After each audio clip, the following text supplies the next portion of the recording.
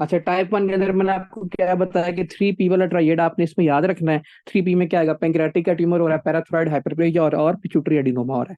ठीक है, अब इसको थोड़ा सा चेंज कर लेते हैं। क्वेश्चन फॉर एग्जांपल किसी पेशेंट के अंदर मल्टीपल एंडोक्राइन न्यूप्लेसिया टाइप वन है ना, क्वेश्चन कैसे आता है? 3P में अब आप मुझे फीचर बताओ। फॉर एग्जाम्पल मैंने आपको बोल दिया कि मेन टाइप वन उसके अंदर है ना, और उसको क्या हो गया है? न्यूप्लेसिया ट्यूमर हो रहा है। अब इन 3P में आपने तीनों का फंक्शन बढ़ा देना है। अगर पैंक्रियाटिक ट्यूमर होगा किसी पेशेंट के अंदर, मुझे ये बताएं उसके अंदर क्या होगा? इंसुलिन की डेफिशिएंसी होगी कि ज्यादा होगी? Pancreatic islet cells of tumour, आपको पता है उधर से क्या रिलीज होता है भाई? इन करना, एक मिनट यार। अगर किसी को आइलेट सेल्स ऑफ ट्यूमर हो गया, तो मुझे ये बताएं उस पेशेंट के अंदर, मतलब इंसुलिन का ट्यूमर हो गया, इंसुलिन का लेवल ज्यादा कर इंक्रीज होगा इस पेशेंट के अंदर? पहले तो ये बताएं। इंसुलिन का लेवल इसके अंदर ज्यादा होगा, ग्लूकोज का लेवल इस पेशेंट के अंदर कम होगा। ठीक है। दूसरा इंपॉर्टेंट पॉइंट यहाँ पे क्या होगा? जी बिल्कुल, हाइपोग्लाइसीमिया होगा इस पेशेंट के अंदर। क्वेश्चन में ये पहले मेंशन कर देगा एग्जामिनर। दूसरा पॉइंट इसमें ये लिखेगा कि पैराथोराइड हाइपरप्लेजिया हो रहा है। अब आपको पता है जब पैराथोराइड हाइपरप्लेजिया हो रहा है, तो हाइपरप्लेजिया की वजह से बच्चों क्या होता था? पैराथोराइड हार्मोन ज्यादा रिलीज नहीं करता था। तो जब पैराथोराइड हार्मोन ज्यादा रिलीज करेगा, तो क्या इसकी वजह से बॉडी में हाइपर कैल्सीमिया हो सकता है? हाँ जी, शाबाश, जल्दी जल्दी बताते जाएं। हाइपरग्लाइसीमिया भी इसकी हाइपर कैल्सीमिया सॉरी हो जाएगा। ठीक है। और इसके अंदर क्या होगा? फॉर एग्जाम्पल अब उसने लिख दिया इसको पिट्यूटरी एडिनोमा। पिट्यूटरी एडिनोमा में मोस्ट लाइकली कौन सा वो लिखता है इस पेशेंट के अंदर? हो गया प्रोलेक्टिनोमा, हो गया इन केस। ठीक है। प्रोलेक्टिनोमा के फीचर क्या थे पहले तो मुझे ये बताया ना। हाँ जी, शाबाश, प्रोलेक्टिनोमा के फीचर जो पढ़ाए थे। हाँ जी, हाँ जी, प्रोलेक्टिनोमा के फीचर। क्या उस पेशेंट के अंदर एमिनोरिया लिख सकता है वो? हाँ जी। क्या मेल के अंदर वो गायनेकोमेस्टिया लिख सकता है? जल्दी जल्दी बताते जाएं, ये सारे फीचर लिखेगा। आप क्वेश्चन पता कैसे आएगा? वो क्वेश्चन में लिख देगा एक पेशेंट आया आपके पास, उसका ना वेट लॉस हो रहा है। वेट लॉस क्या इंडिकेट कर रहा है कि इसके अंदर क्या हो रहा है? कैंसर हो रहा है। दूसरी चीज वो ये मेंशन करेगा कि इस पेशेंट के अंदर क्या हो रहा है? हाइपोग्लाइसीमिया हो रहा है। ठीक है। तीसरी चीज इसके अंदर मेंशन करेगा हाइपोकाल्सीमिया हो रहा है। ठीक है। चौथी चीज इसके अंदर वो क्या मेंशन करेगा? साथ इस पेशेंट के अंदर एमिनोरिया है। और साथ लिख देगा कि वो क्या है? मेल में गायनेकोमेस्टिया हो रहा है। What is most likely diagnosis? हाँ जी। तो फिर इसका आंसर क्या होगा? हम कह सकते हैं इस पेशेंट के अंदर मेन टाइप वन है। समझ आ गई क्वेश्चन कैसे आएगा? क्वेश्चन की समझ आ गई कैसे आएगा? इसमें से आता नहीं होता, कभी भी क्वेश्चन आया नहीं है, वैसे आपको समझाने के लिए बता रहा हूँ। क्वेश्चन एग्जामिनर ऐसे पूछता है, उसने ये बताया हुआ। Man one affect the P organ, pancreas को इफेक्ट करता है, पिट्यूटरी को इफेक्ट करता है, और पैराथोराइड को इफेक्ट करता है, बस यही पूछते होते हैं। दूसरा मैंने आपको बताया मैन टाइप टू ए को हम सिपल सिंड्रोम भी बोलते हैं। इसके अंदर पता क्या होता है?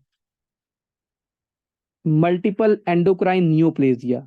मतलब एंडोक्राइन का क्या हार्मोन्स प्रोड्यूस करता है ना, तो उनका अगर ट्यूमर हो गया, कोई ना कोई कैंसर हो गया, उसको हम मैन बोलते हैं। मल्टीपल एंडोक्राइन न्यूप्लेजिया नाम से ही पता चल रहा है। ठीक है। अब मैन टाइप टू ए वाले पेशेंट के अंदर क्या होता है? फॉर एग्जाम्पल किसी पेशेंट के अंदर मैन टाइप टू है ना, उसके अंदर मेडुलरी थॉराइड कैंसर हो सकता है। मुझे ये बताएं, मेडुलरी थॉराइड कैंसर के अंदर कौन कौन से फीचर आते थे? हाँ जी, मेडुलरी थॉराइड सीए वाले पेशेंट के अंदर कौन कौन से क्लिनिकल फीचर आते थे? तो याद है? कल सीटोनिन क्या करेगा? हाँ जी, हाँ जी, तो खीर। बाकी सब भी पार्टिसिपेट करे, अजवद, हमजा, फातिमा। मेडुलरी, अगर फॉर एग्जांपल किसी पेशेंट के अंदर मेडुलरी कार्सिनोमा हो रहा था, कैल्शियम ज्यादा होगा कि कम होगा? भाई कैल्शियम कम होगा, हाइपोकाल्सीमिया होगा। कैल्सिटोनिन ज्यादा आपको पता है वो कैल्शियम में बॉडी को कम करता है, तो हाइपोकाल्सीमिया होगा। अगर किसी पेशेंट के अंदर मेन टाइप टू ए वाला कैंसर है, तो वो और क्या करता है? आपका फियोक्रोमोसाइटोमा भी करवा सकता है वो कैंसर। ठीक है। अगर किसी पेशेंट के अंदर फियोक्रोमोसाइटोमा हो रहा है, उसके फीचर बताएं। हाँ जी, फियोक्रोमोसाइटोमा वाले फीचर क्या थे सारे? फियोक्रोमोसाइटोमा वाले फीचर, क्या उसके अंदर एपिसोडिक हाइपरटेंशन हो सकती है? क्या उसके अंदर पैल्पिटेशन हो सकती है? क्या स्वेटिंग हो सकती है? तो भाई साथ वो ये मेंशन करेगा कि उसके सारे फियोक्रोमोसाइटोमा वाले फीचर है। ठीक है। तीसरी बात इसमें वो ये लिखता है कि इसके अंदर बच्चों पैराथोराइड हाइपरप्लेजिया के भी फीचर आ रहे हैं। अब पैराथोराइड हाइपरप्लेजिया के फीचर क्या होते हैं, मुझे तो ये पहले बताए ना। अगर किसी पेशेंट के अंदर पैराथोराइड हार्मोन ज्यादा हो रहा है, तो क्या उसके अंदर हाइपर कैल्सीमिया हो रहा है? हाँ जी, हाइपर कैल्सीमिया हो रहा है, उसके अंदर हाइपर कैल्सीमिया होगा। अच्छा, मैंने इसके अंदर दो चीजें मेंशन कर दी कि इसके अंदर बच्चों हाइपोकाल्सीमिया भी हो रहा है और हाइपर कैल्सीमिया भी हो रहा है। क्वेश्चन एग्जामिनर पता कैसे पूछेगा? एग्जामिनर क्वेश्चन ऐसे पूछेगा एक मिनट बच्चों, एक मिनट।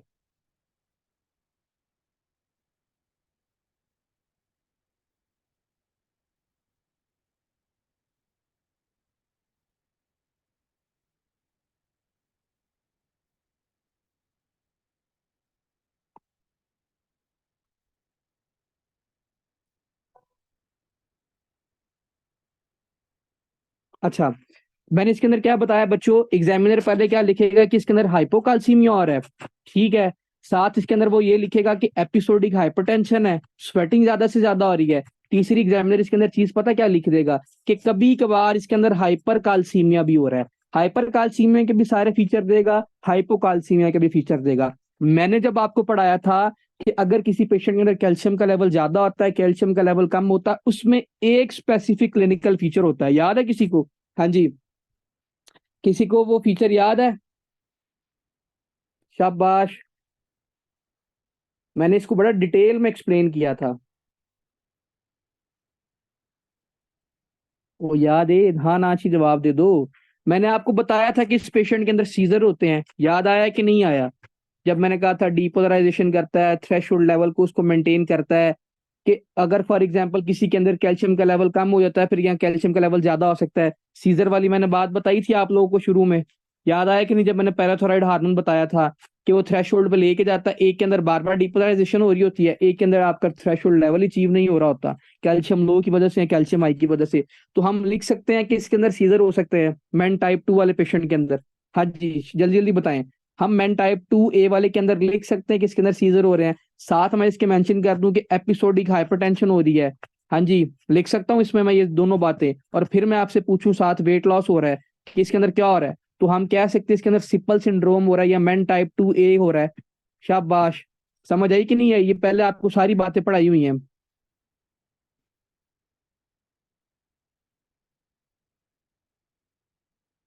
ओके जी, अगर समझ आ रही है ठीक है, ये सारी बातें आपको पहले बताई हुई है। ठीक है। अब क्वेश्चन आता है कि main type 2 A for example किसी के अंदर नियोप्लेजिया हो गया है, तो इस केस में कौन सा आपका जीन इफेक्ट होता है और कौन सा क्रोमोसोम इफेक्ट होता है? Very important MCQs. अगर इसमें से कोई क्वेश्चन पूछे भी तो आपने बताना है कि इसके अंदर जो क्रोमोसोम इफेक्ट होगा क्रोमोसोम नंबर 11। और अगर पूछा जाए ऐसा कौन सा जीन है जो इसके अंदर इफेक्ट होता है, तो आपने क्या बताना है? इसके अंदर रेड प्रोटो ओनको जीन इसके अंदर इफेक्ट होता है। Very good Fatima. ठीक है। अगर आपसे पूछा जाए कि ठीक है, ओके।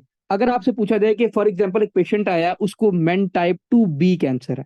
अब टाइप 2 बी के अंदर भी क्या होगा? वही मेडुलरी थायराइड कैंसर इसके अंदर भी होगा, फियोक्रोमोसाइटोमा इसके अंदर भी हो सकता है। ठीक है। इसके अंदर ना साथ एक चीज स्पेसिफिकली वो मेंशन कर देता है कि इस पेशेंट के अंदर ना मार्फानाइड हैबिटस होता है। अब आपको किसी को पता है कि मार्फानाइड हैबिटस क्या होता है? हाँ जी, किसी बच्चे को?